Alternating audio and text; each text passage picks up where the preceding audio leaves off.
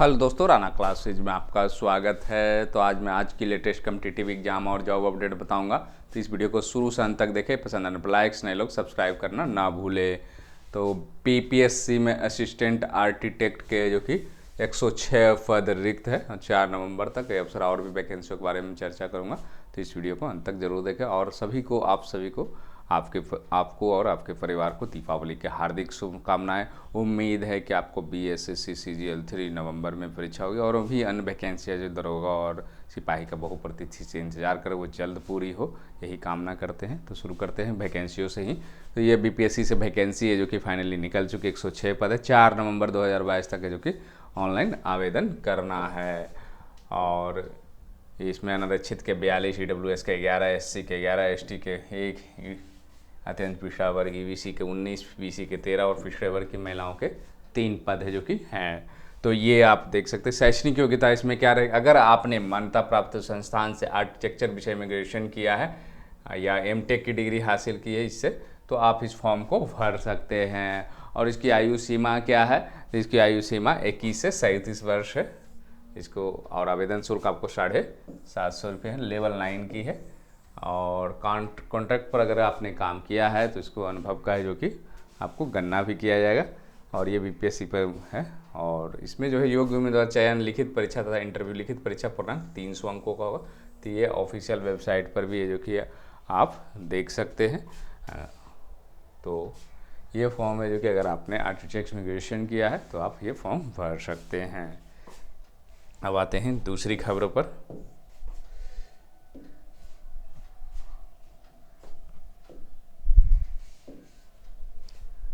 तो दूसरी खबरों पर आते हैं जिसमें वैकेंसियों से ही चर्चा है।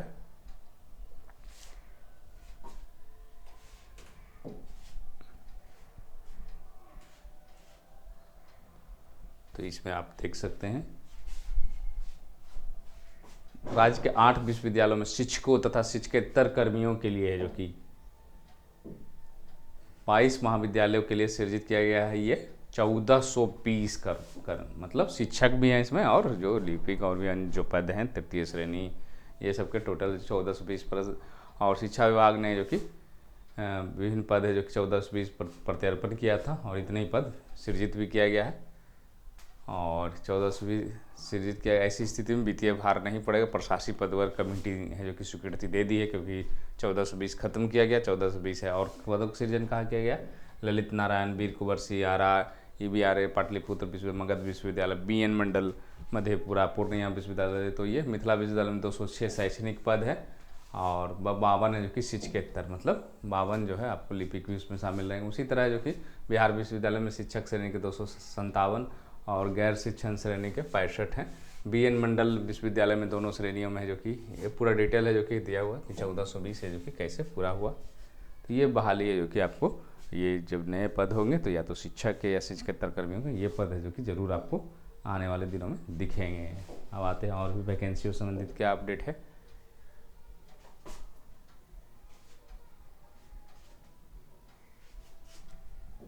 लिपिक का भी है जो कि कहाँ पर सृजन किया गया है, तो अभियोजन कार्यालय में लिपिकों की बहाली जल्द हो सकती है। गृह विभाग ने 137 पदों का सृजन है जो कि कर दिया गया है। प्रशासनिक पद वर्ग समिति के अनुशंसा विभाग में 97 निम्न वर्गीय लिपिक व 10 प्रधान लिपिकों को पद मतलब नए पद जुड़े हैं इसमें।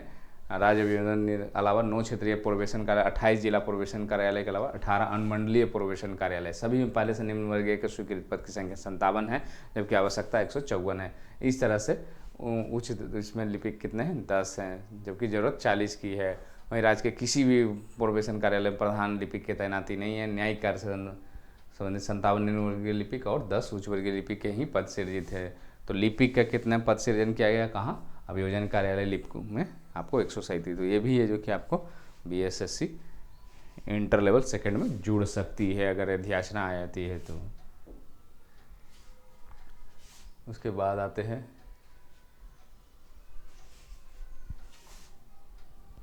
नगर निकायों के जो कि 125 है जो कि बेल्ट्रॉन से जो कि डाटा एंट्री ऑपरेटर को है जो कि बहाल कर दिया गया है। नगर निकाय में आवंटित कर पदस्थापित कर दिया है।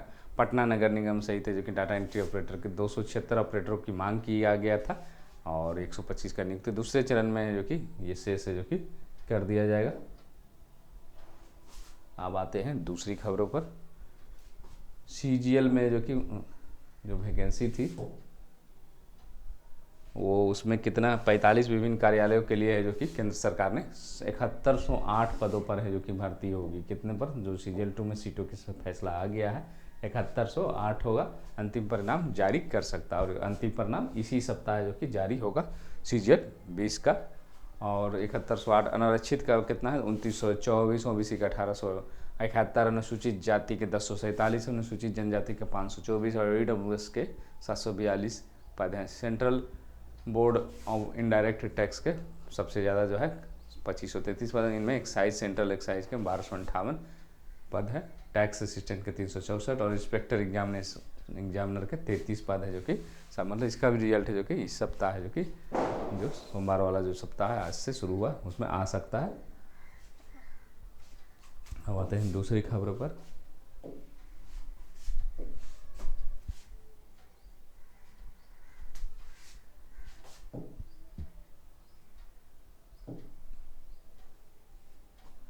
तो आप लोग है जो कि बिहार पुलिस में है जो कि अधिकारी और जवानों के बीच कंप्यूटर जानकार की तलाश जुट गई है। MCA, BCA जैसी डिग्री रखने वाले इसके साथ ऐसे पुलिसकर्मियों को जिन्हें ग्राफिक्स और एनिमेशन की अच्छी जानकारी है। इस बाबत सभी SSP और SP को पत्र लिखकर ब्यौरा भेजने को कहा। इसलिए हो रही खोज कि बदलते ज़माने के साथ पुलिसिंग में भी बदलाव है।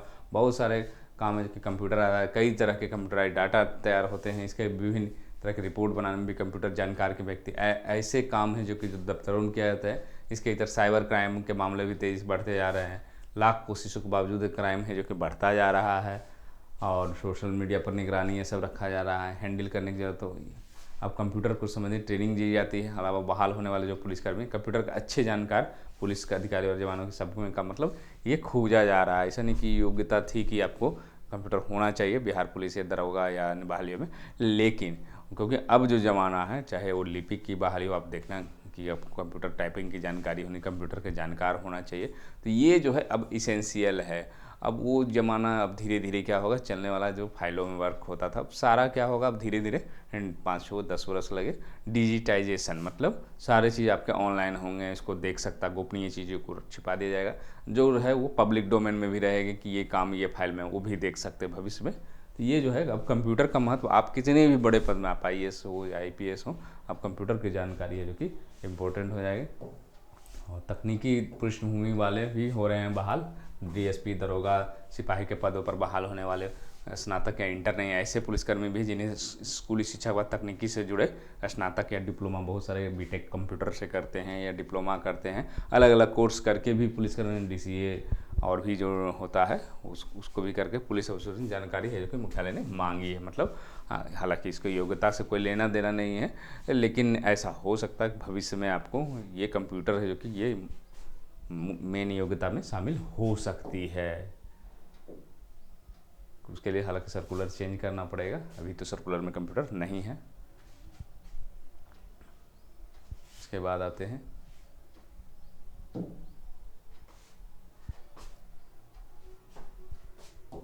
534 जो आपके अंचलों में 1068 डाटा एंट्री ऑपरेटरों की बहाली होगी। तो राज्य के सभी 534 अंचलों में 1068 डाटा एंट्री ऑपरेटर की बहाली होगी। इसके लिए राजस्व एवं भूमि सुधार 2 डाटा एंट्री ऑपरेटर बेल्ट्रॉन के जरिए बहाली करने का, इसमें अपर समर्था पत्र, इसमें कहा गया कि हर अंचल में 2 एंट्री ऑपरेटर नियोजन बेल्ट्रॉन के जरिए सभी अंचल अधिकारियों को 2 दिनों के अंदर बेल्ट्रॉन की बहाली करने के लिए जो कि कहा गया है।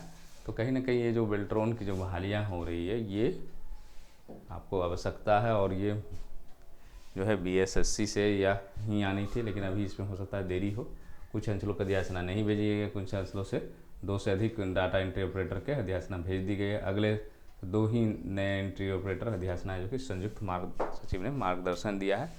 तो ये भी जो कि अब जो 3800 जो पद है उसमें 1000 तो आपको राजस्व एवं भूमि सुधार विभाग का है। तो कहीं ना कहीं ये जो कि ये अब बेल्ट्रॉन के माध्यम से हो रहा, अभी इसकी कोई चर्चा नहीं है बहालियों में।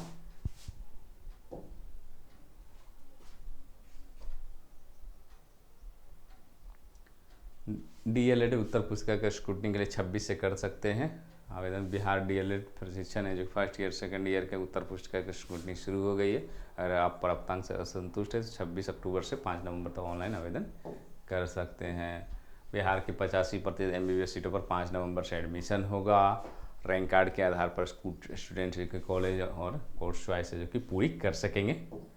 30 सरकारी डेंटल कॉलेजों में भी होगा एडमिशन। सेकेंड राउंड को भी मिलेगा चॉइस फिलिंग का मौका।